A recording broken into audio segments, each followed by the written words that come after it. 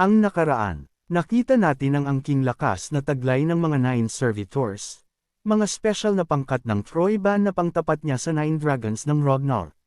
Sa huling parte naman ng nakaraang kabanata, nakita natin kung gaano katindi ang lakas ng puwersa ni Dante Roll Ragnar, dahil halos padapain na sa tindi ng pressure ang ating bida.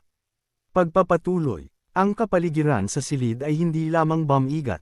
Namuo ito bilang isang mapang epong timbang na tila dudurog sa mismong utak sa loob ng kanilang mga buto. Ang mga salamin sa bintana ay dumaing sa ilalim ng bigla at marahas na bugzo ng kaintikong enerhiya bago sumabog palabas. Ang mga kristal na bubog ay sumasalo sa liwanag na parang mga namamatay na bituin habang tinitalsik ng napakalakas na puwersa ng aura ni Dante Roll. Ang tunog ay isang talas-talas na simponya ng pagkawasak, isang matalim na banta sa katahimikang nauna rito. Naramdaman ni Theo ang paghila ng kanyang mga litid at ang paglambot ng kanyang mga tuhod. Ang bigat ng presensya ng Overload Dragon ay pilit siyang ibinababa sa sahig. Sa tabi niya, ang babae mula sa Black Snow ay napasinghap, nahihirapang huminga ang kanyang mga baga laban sa pressure na parang nakalubog sa dagat ng tunaw na tingga. Habang nakikipaglaban si Theo na panatilihin ang kanyang tindig, isang malamig na realisasyon ang namuo sa sentro ng kanyang isipan, mas matalas pa kaysa sa mga bubog na nakakalat sa lupa. Sa kanyang nakaraang buhay, nasaksihan niya ang pagbagsak, ang troikong kabiguan ni Ragnar na pigilan ang kolonisasyon ng lumulutang na arkipelago. Ngayong nakatitig sa puyo ng kapangyarihan ni Dante Roll, ang nawawalang piraso ng kasaysayan ay kumatitig sa tamang lugar ng may nakapangangilabot na linaw.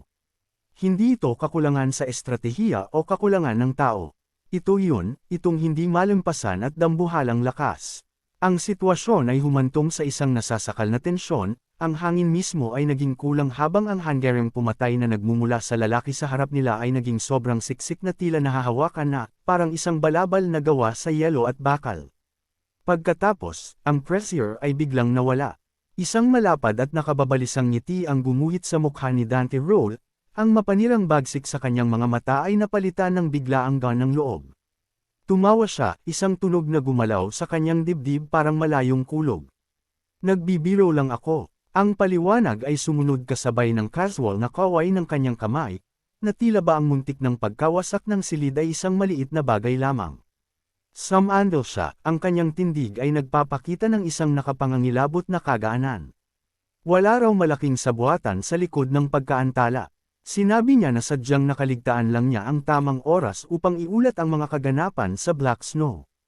Ang kanyang mga daliri ay lumipat sa kanyang baba, hinahaplos ang kanyang balbas sa isang kilos ng bahagyang pag-iisip. Pinagmamasdan niya ang mga galaw ni Troyban, pinapanood ang mga pyesa na gumagalaw sa pisara ng may pasensya ng isang dragon. Gaya ng alam ng lahat sa matataas na antas, ang siyam na dragon ay hindi nagbababa ng tingin upang makialam sa maliliit na usapin o mangaso ng maliliit na tauhan sa mundo. Isang madilim na kislap ang bumalik sa kanyang mga mata habang ibinubunyag ang kanyang tunay na layunin. Papanoorin niyang lumago ang mga pagsisikap sa kolonisasyon ng Troyban, hahayaan silang lumawak at umunlad hanggang sa mahinog ang bunga. At pagkatapos, bababa siya upang tapusin ang lahat ng sabay-sabay, aanihin ang mga bunga ng kanilang paghihirap sa isang solong, mapanirang hampas.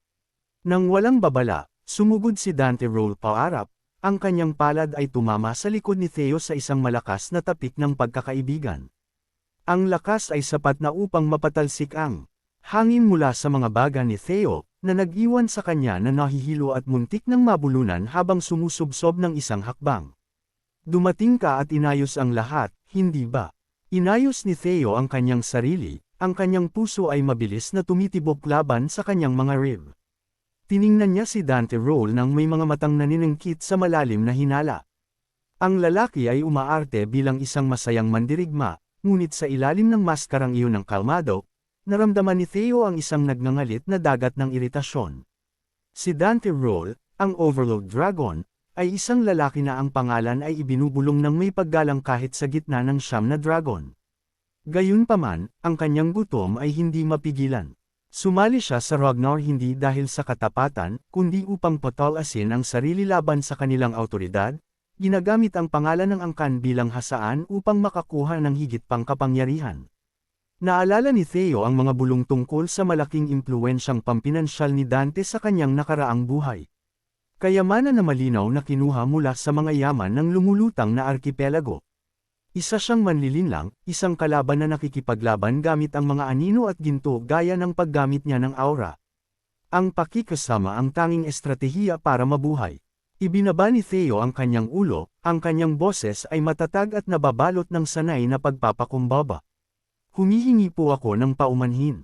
Nag-ahas ako na kumilos ng taliwas sa inyong kagustuhan, at dahil doon, tunay akong nagsisisi. Ang tawa ni Dante Roll ay pumuno sa silid, isang maingay na tunog na walang anumang tunay na init. Hindi ko man lang sinabi sa iyo ang gusto ko, bata. Paano mo malalaman? Huwag mong alalahanin ang mga ganyang bagay. Tumalas ang tingin ng Overlord Dragon, isang mapanlaro at kalkuladong ngiti ang sumasayaw sa kanyang mga labi habang tinatawag ang mas batang lalaki sa kanyang formal na titulo. Ang ika-6 na kandidato sa pagkatagapagmana, Theo Ragnar. Tunay na kahanga-hanga ang iyong personalidad sa personal. Hindi ka takatakang karapat-dapat ka sa posisyon. Inilahad niya ang kanyang kamay, ang kilos ay tila pala kaibigan, ngunit may dala itong bigat ng isang kasunduan. Mas mabuti kung magkakasundo tayo, hindi ba? Nagkagulo ang isipan ni Theo. Ang mga intensyon ng isang taong tulad ni Dante Roll ay hindi kailanman simple. Ang mga ito ay mga patong ng mga bitag at salamin. Gayunpaman, wala siyang pagpipilian kundi kumagat sa pain. Inabot niya at kinamayan ang inilahad na kamay, ang kanyang hawak ay matatag sa kabila ng kawalang katiyakan. Pinupuri niyo po ako ng labis, aking Panginoon. Masyado kayong mapagpakumbaba, ganti ni Dante Roll, lalong lumapad ang ngiti. Tunay kong inaasahan na ang sarili kong mga tauhan ay matututo ng isa o dalawang bagay mula sa iyong halimbawa. Ang sandali ng sapilitang diplomasya ay nabasag sa paglapit ng babae mula sa Black Snow. Humakbang siya pasulong, naninigas ang kanyang galaw, isang balumbon ang mahigpit na hawak sa kanyang mga kamay na tila ba ito ay isang huling pag-asa. Paumanhin po sa pag-abala, ngunit may mga bagong utos na dumating. Binuklat niya ang pergamino, malinaw ang kanyang boses habang binabasa ang direktiba na magbabago sa tadhana ng mga frontline. Dahil tapos na ang misyon sa arkipelago, at hindi na kailangan ang deployment, lahat ng puwersang ipinadala ay inuutusang sumali sa sentral na frontline agad-agad. Tumaas ang mga kilay ni Theo sa tahimik na gulat. Bumibilis ang takbo ng digmaan. Tumango lamang si Dante Roll, naging seryoso ang kanyang ekspresyon. Oo, syempre, kailangan ko nang umalis at protektahan ang aking base ngayon. Nagsimula siyang maglakad pasulong, direkta ang kanyang hakbang, habang nagtatapon ng isang misteryosong pahayag sa kanyang likuran. Kailangan muna tayong ayusin. Kumunot ang noo ni Theo, hindi maunawaan ang kahulugan ng biglaang pagbabago ng lalaki. Hindi ko po sigurado kung naiintindihan ko. Tumigil si Dante Roll, nakatalikod pa rin, ngunit ang temperatura sa silid ay tila bumagsak ng ilang degree. Ang mga utos na yuzezain ako tungkol sa scouting mission para sa arkipelago. Nang lumingon siya, ang kanyang mga mata ay hindi na mapanlaro. Ang mga ito ay nagniningning sa isang puro at nagbabagang galit.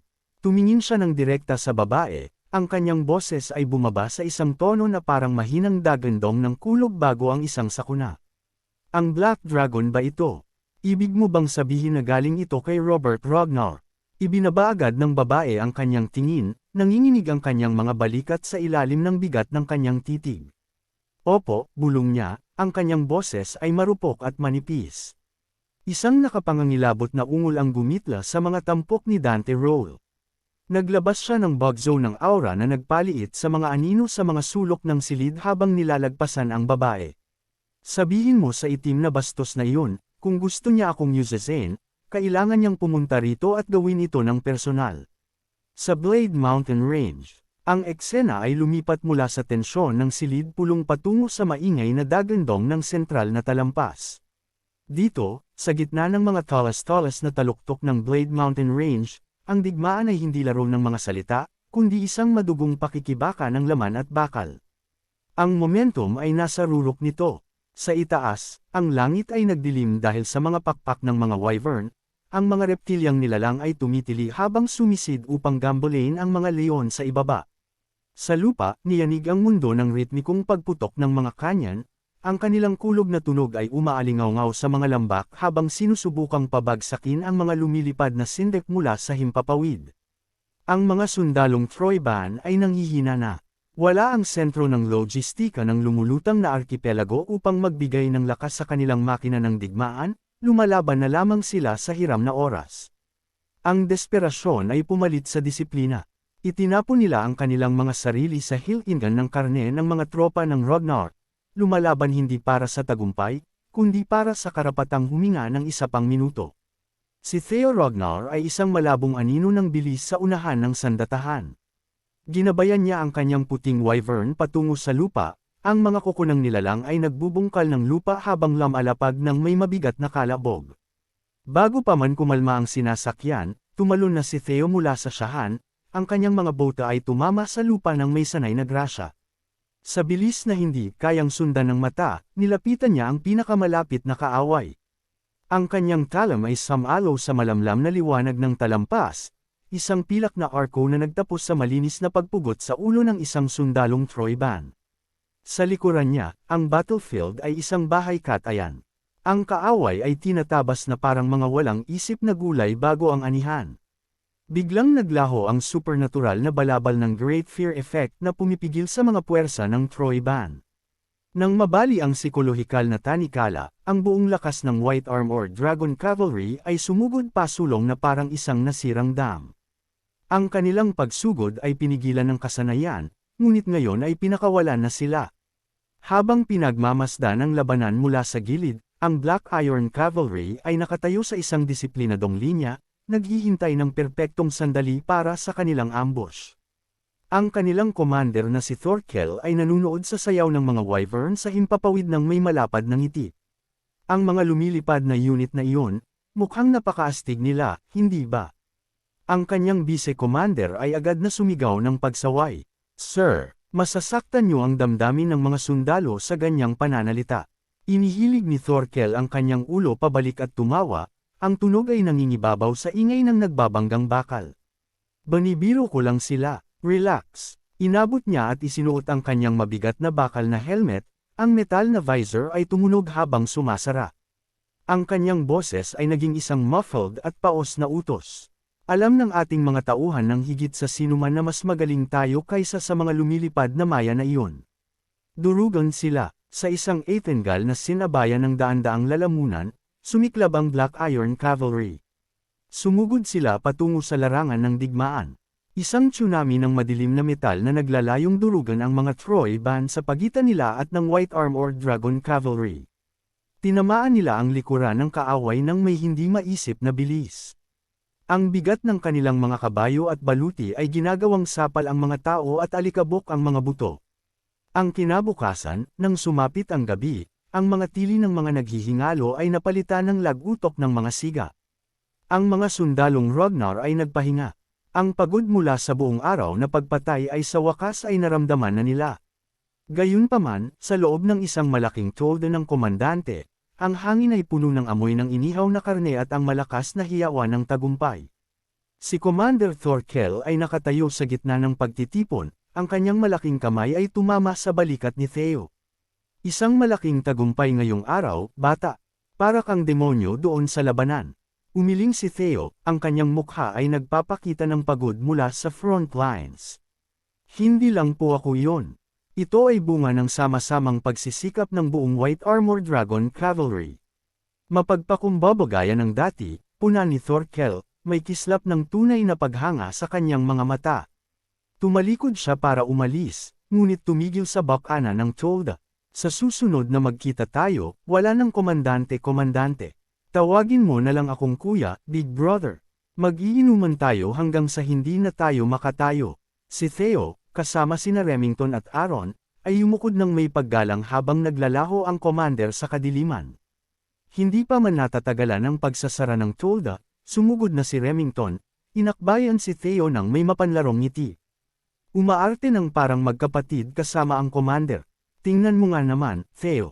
Sa wakas ay nakapasok ka na sa inner circle.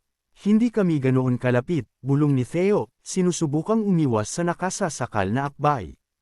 Hindi nagpaawat si Remington. Ang kanyang mga mata ay nagniningning sa desperadong kuryusidad. Sige na, sabihin mo sa akin kung ano talaga ang nangyari sa arkipelago.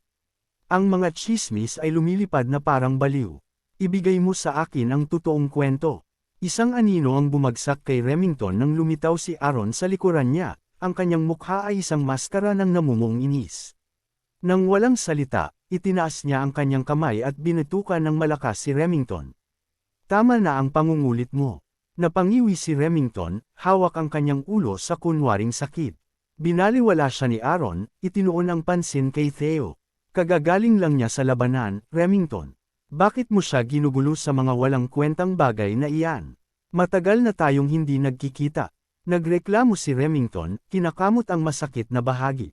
Bakit kailangang maging napakasungit mo? Pumagit na si Theo sa kanila, ang kanyang isip ay bumabalik na sa logistika ng digmaan. Ayos lang, Aaron. Sabihin mo sa akin, kumusta ang pangkalahatang sitwasyon? Biglaan ang pagsali ko sa front line kaya kulang ako sa mas malawak na impormasyon. Lamambot ang ekspresyon ni Aaron patungo sa isang profesional na pokus. Lumapit siya sa gitnang mesa kung saan nakalatag ang isang malaking mapa. Ang pangkalahatang takbo ay maayos. Sa katunayan, masasabing, pabor na pabor ito sa atin. Gayunpaman, huminto siya, ang kanyang daliri ay binabakas ang isang linya malapit sa hangganan ng kaaway. Mayroong gumagambala sa akin. Ang ating mga puwersa ay halos nasa pintuan na ng Troyban, ngunit hindi sila nagpapakita ng anumang malaking galaw. Tila ba may hinihintay sila? Tinitigan ni Theo ang mapa, ang pergamino ay nanilaw na sa liwanag ng lampara. Alam niya ang pangkalahatang opinyon ng mga opisyal. Ang kaaway ay naglalagay ng bitag, gumagamit ng mga taktika ng ganti upang akitin ng mga puwersa ng Ragnar sa isang bahay katayan sa talampas. Ngunit si Theo ay may bentahe ng isang multo. Naalala niya ang katotohanan mula sa kanyang nakaraang buhay. Ang tunay na layunin ng Troyban ay hindi ang talampas. Ito ay ang mga guho ng White Tower, ang sinaunang lugar kung saan ang relikya ng Primordial Dragon ay nakahimlay sa isang walang hanggang pagtulog. Sa mga anino sa kabilang panig ng kampo, malayo sa tawanan at mga mapa, ang gabi ay puno ng ibang uri ng ingay. Ito ay isang ritmikong basang tunog, ang tunog ng isang massacre. Dalawang figure na nakasuot ng malinis na puting robe ang dumaan sa mga natitirang sundalong Troyban na parang mga multo ng apokalipsis. Ang mga tili ng sakit mula sa mga naghihingalong sundalo ay lumulutang sa hangin, hindi pinapansin. Sila ang mga kandidato sa pagkatagapagmana ng Ragnar bilang numero 3 at 4, sina Anyo Ragnar at Gishar Ragnar. Pinunasan ni Anyo ang tilamsik ng dugo sa kanyang pisngi. Ang kanyang mukha ay namimilipit sa isang baliw at masayang ngiti. Nasaan na ang siyam na tagapaglingkod? Ang pakikipaglaban sa mga maliliit na tae na ito sa loob ng ilang araw ay nagiging sobrang nakakabagot, baka mamatay ako rito. Si Gishar, na ang ekspresyon ay malamig at mapanuri, ay hindi nagangat ng tingin mula sa lalaking kinalulubog ng kanyang armas. Huwag kang magsinungaling, Anyo. Malinaw na nag-e-enjoy ka. Sige na, fine. Tumawa si Anyo, ang kanyang boses ay mataas at hindi matatag. Talagang nag-e-enjoy ako. Isang bagong presensya ang nagpakita sa kadiliman sa likuran nila. Humakbang si Dante Roll sa liwanag ng mga namamatay na siga, ang kanyang mga mata ay nagmamasid sa massacre ng may mapunurang tingin. Tumingin muna siya kay Geezer. Hindi nagbago ang dila mo, no? Pagkatapos ay lumingon siya kay Anyo, naging seryoso ang boses. At ikaw, ilang beses ko na bang sinabi sa iyo na mag-isip ng mabuti bago mo gamitin ang iyong espada? Hindi mo pa rin inaalis ang ugali mong basta-basta na lang sumusugod, at ito ang magiging katapusan mo balang araw. Dahan-daang itinaas ni Anyo ang telang tumatakip sa kanyang mukha, ang kanyang mga mata ay kumikislap sa halo ng pagsuway at kuryusidad. Matagal na rin, Master. Nabalitaan ko ang tungkol sa arkipelago.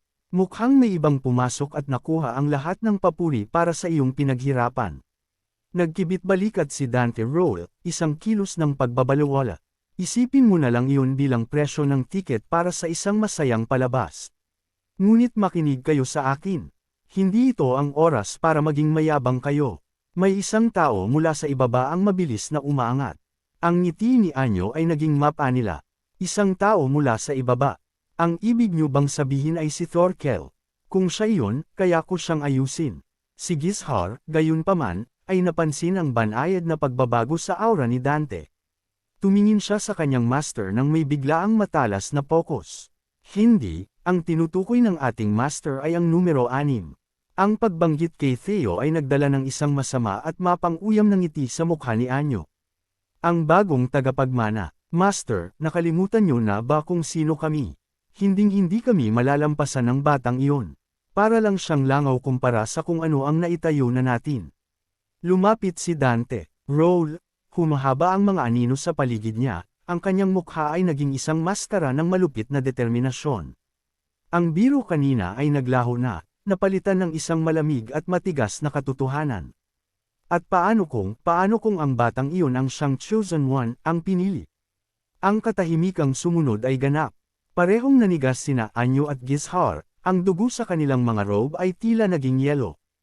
Ang bigat ng titulong iyon, The Chosen One, ay isang hatol ng kamatayan sa kanilang mga ambisyon. Tumingin si Dante Roll sa kanyang mga disipulo, ang kanyang boses ay isang mababa at nakamamatay na pangako. Maghanda kayo, pagdating ng pagkakataon, kailangan ninyong durugan si Theo ng tuluyan. Huwag kayong mag-iiwan ng anuman sa kanya. Mukhang isang matinding laban na naman ang kahaharapin ng ating bida, at ito'y mula pa sa kapwa niya mga kandidato. Mukhang sumisikip talaga ng husto ang buhay ni Theo sa angkan ng Ragnar. Anong lakas kaya ang kailangan ng ating bida? Abangan! Kung nagustuhan po ninyo ang aking recap, huwag sana ninyong kalimutan ang mag-like o mag-comment. Maraming salamat!